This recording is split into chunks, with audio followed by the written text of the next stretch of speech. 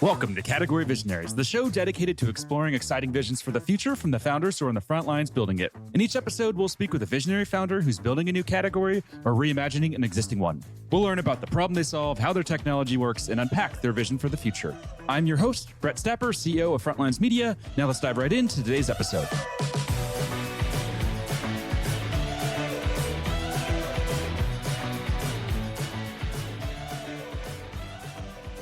Hey, founders, and thanks for listening to another episode of Category Visionaries. Today, we're speaking with Javier Marti, CEO and founder of Divirod, a water data platform that's raised $7.6 million in funding.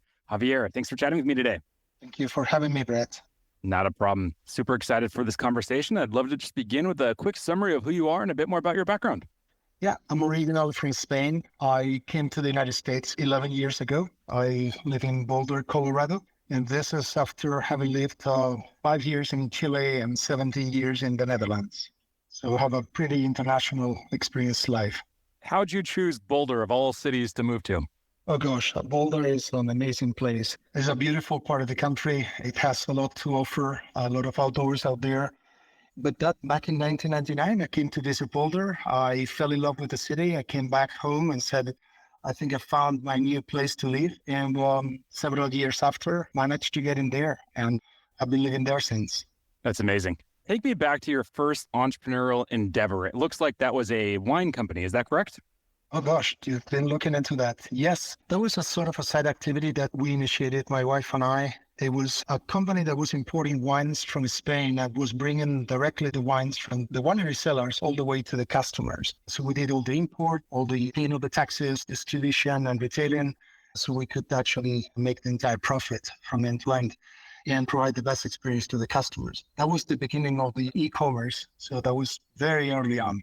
Yeah, it looks like it. That was 2005, I think I saw online?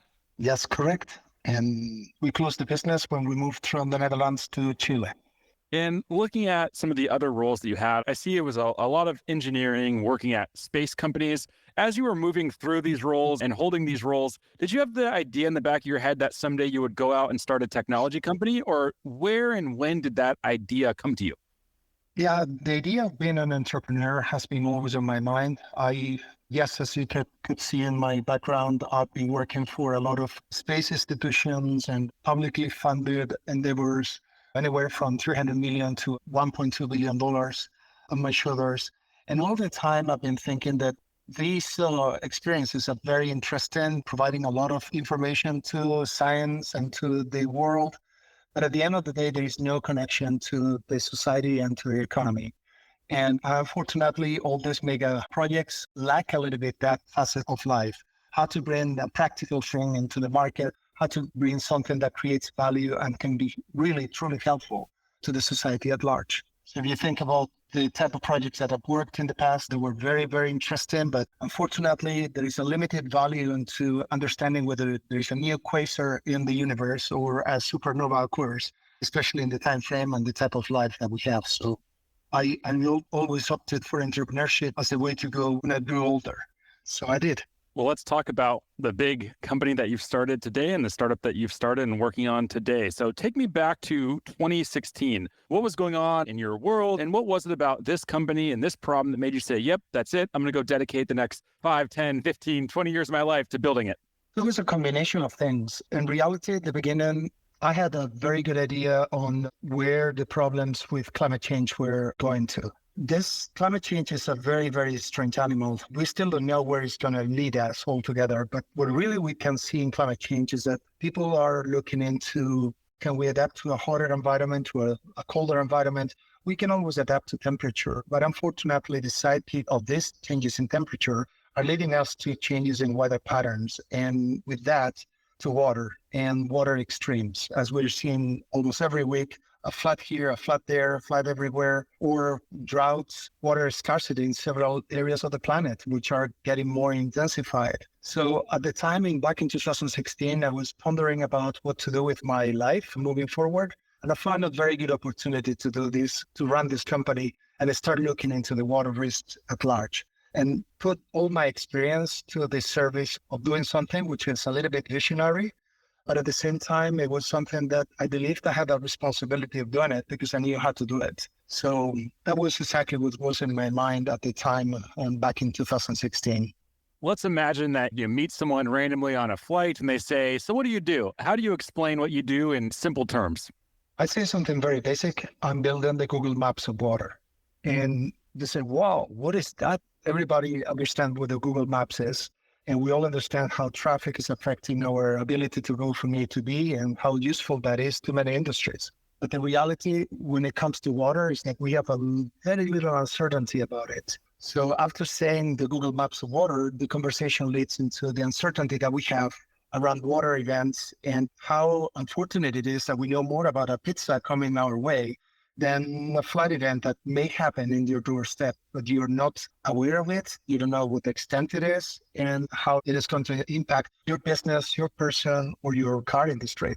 And who's willing to pay for the Google Maps of water? And what are they trying to solve when they pay you? So everybody is trying to have a better understanding of what are the risks and the real impacts of climate change into their balance sheet at large. It could be through an operational decision. It could be through what are the sustainability efforts that we have to put in place to adapt and survive going forward as a company. And when you look at supply chain, which is heavily affected by climate change, when you look at an insurance company, which is trying to understand whether your policy has to increase or I have to pay you X million dollars for whatever problem you have had in the past, these are the type of people who are actually looking into this Google Maps of water.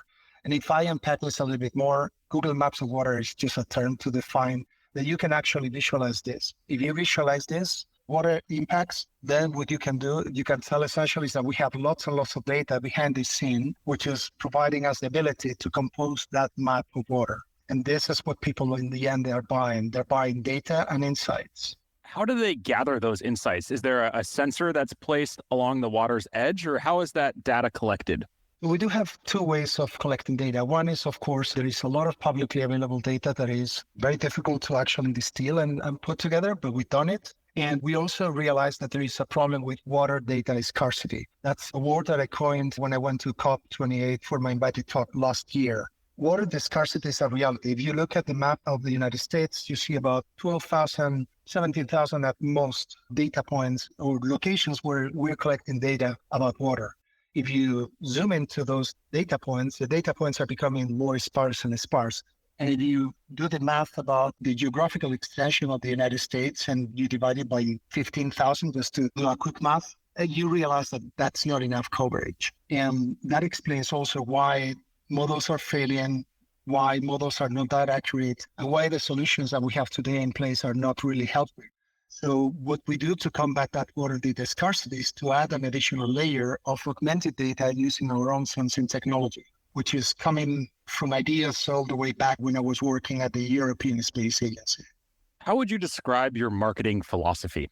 Well, a company like ours is all about awareness. We need to make sure that everybody understands that when you're tackling a global problem with a global reach, you need to be known by a lot of people. And the more you get to be known by the audience, no matter if they're buyers or not, the better. So we have a marketing, of course, which is dedicated to brand awareness and lead generation.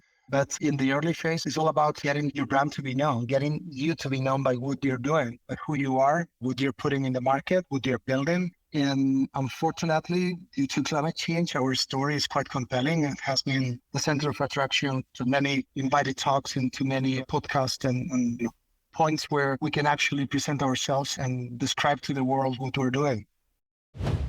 This show is brought to you by Frontlines Media, a podcast production studio that helps B2B founders launch, manage, and grow their own podcast. Now, if you're a founder, you may be thinking, I don't have time to host a podcast. I've got a company to build. Well, that's exactly what we built our service to do. You show up and host, and we handle literally everything else. To set up a call to discuss launching your own podcast, visit frontlines.io/podcast. Now, back to today's episode.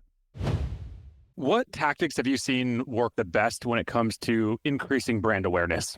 The best is actually to partner up with somebody who's very much recognized in the public. And we have put a lot of effort in creating partnerships of a certain size. And the reason why is because on one hand, you need to be together with industry leaders to build something as complex as what we have built. And secondly, they also have an exposure that naturally is going to give you a side exposure that takes you forward. So for an early startup, as we were in the past, we managed to get partnerships as large as Deutsche Telekom, which is the number 9 brand in the world at the moment, according to Forbes, and other partnerships with very well-known or respected companies such as Databricks, S3, and Thales, SAS, and others. How do you think about the competitive landscape today? Competition spans in 2 different ways. So first of all, we try to get a niche in between the main areas of competition. So on one hand, we have competition from sensor companies, basically selling sensors and hardware for people to buy and do their own sensing networks or sensing gathering technologies. And on the other hand, we're sitting in front of all the people that are actually consuming data for risk models and for flat risk models. And here we are sitting in between the 2 big players on sensing and data space.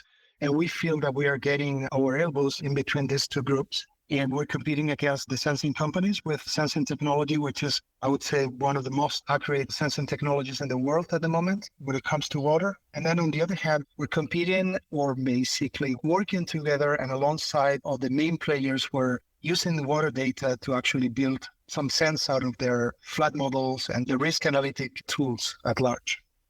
And when it comes to your market category, how do you think about the category today? Is it a water data platform? Yes, certainly it's not just a water company because we're not a water company, but we are in the space of water data and insights altogether. So yes, we're building a platform. So you could say that the water data platform category is the one which is mostly applicable to us. But at the same time, it's not just data that comes for free like every other person is actually doing today. It's water that is coming not only from publicly available sources, but also from proprietary augmentation using our own sensors. How much traction are you seeing in the market today? And are there any numbers or metrics that you can share that highlight some of the growth that you're seeing? Yes. So the traction is sort of slow.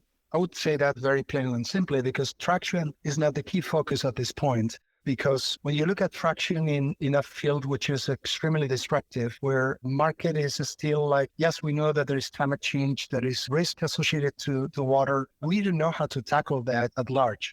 And introducing a product in the market which is as disruptive as we are introducing it is actually making the whole traction slower than everybody would like to. However, at the same time, no one can think that we're not going to have this type of data and this type of platform going forward. So the future is there. That exists. The reality today is that we are still working towards that future. And hopefully it's a question of 1 to 3 years more in which we're seeing the explosive growth of this market and we can actually recoup on the metrics in a different form. But today the market is slow. I have to say that. And it's not only slow for Divirod, this is slow for many, including the big ones. Yeah, I think most founders, if they're being honest, that's how they would answer that question. I think there's very few companies that are experiencing rapid, insane growth in the last 12 months. Yes, and that is certainly part of the BS that you have to put up when you're hearing some of the funders talking about their own companies. But in reality, the truth is that the market is slow. If you're in the disruptive market, it's even slower. And if you're honest to yourself, that you always want things to go faster, the reality is that they go at the pace that the market is accepting it. So here we are at the mercy of the market, the small ones and the large ones. Given this is such innovative technology, I have to imagine that who you're really hunting for in terms of customers are the early adopters. How do you find early adopters? Well, it's a tedious process to find the early adopters, but there's always one early adopter every 100 people that you talk to. So you start with those that believe in the very early days, it was like that. I mean, 1 in 100, you have to talk to a lot of people. Now we're seeing more early adopters, especially because people are desperate when it comes to technology. They've been using a lot of things, and we found that the people that we talk to, they have been burned by other solutions, which may not have provided them the answers that they were looking for. So when they talked to us, they said, we tried everything. We tried this, we tried that. And then we stumbled into Divirod, and what you're offering, this actually makes sense. And they tried. So it's a little bit of perseverance, it's a little bit of luck, it's a little bit of being there at the right time with the right person in the right moment. It's a combination of multiple factors. There's no magical recipe to find the early adopters. Otherwise, everybody would look for it. As I mentioned there in the intro, you've raised $7.6 million to date. What have you learned about fundraising throughout this journey? The fundraising is very enduring. It's not a simple thing. It's like finding a needle in a haystack, right? You have to find the right venture capital, the right investor type, the one who understands what you're doing, the one who can help you accomplish what you're doing, and the right team of investing for your category. And that all together starts to narrow down and filter down to a number of investors. And raising capital has been very interesting, especially in the past years when we went through COVID and all the aftermath of COVID, and people were slow in investing and so on and so forth.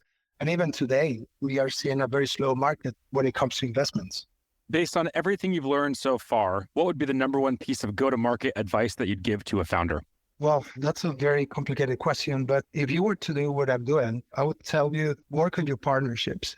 Surround yourselves and your company with partners who can help you understand how to get to the ultimate market adoption. And not only that, but also have experience in direct sales, talking with customers and listening to their pain points and understanding what they could do and they couldn't do, understanding what could be the ideal solution and seeing whether your product is actually fitting that ideal solution or not, and adapting your product. There's a number of things that you actually have to do. So for me, it would be partnerships, direct sales, listening to the market, and have a very good feedback loop into the product definition so that the product actually responds to the problems of the market rather than imposing the market to adopt a solution. Final question for you. Let's zoom out into the future. Let's say maybe 3 to 5 years. What's the big picture vision that you're building here?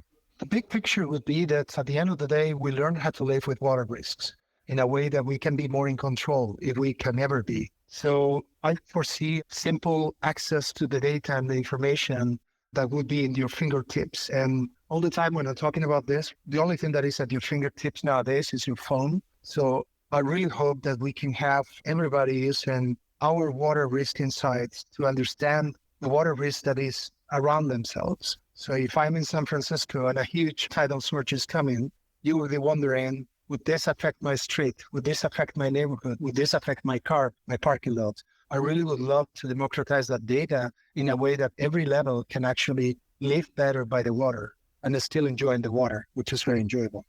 Amazing. Javier, I love the vision. We are up on time here, so we're going to have to wrap. Before we do, if there's any founders that are listening in, they feel inspired and they just want to follow along with your journey, where should they go?